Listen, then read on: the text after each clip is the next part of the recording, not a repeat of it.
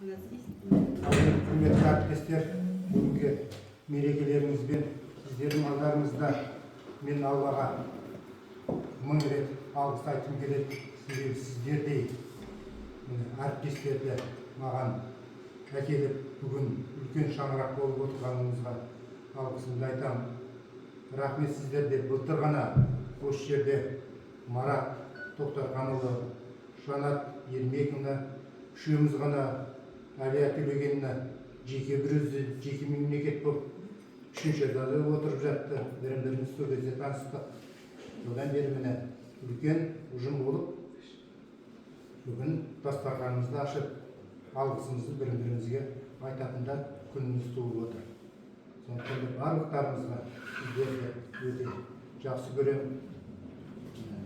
Бірге Алла жалдап тағы да жұмыс істейік, берекелі жұмыс істейік. Қазіргі кезде басы қалай басталса, аяғы сондай болады дегендей, басы жаман басталған жоқ. Барлық мекемелер, текемдердің бәрі сіздерге үлкен алғысын айтып жатыр. Жаңа ғана управлениенің барлығы сіздерге деген алғыстарын төгіп жатыр. Жұмыстарыңыз өрлей берсін, елдің алғысын алып жүре берейік. Басымыз аман болсын.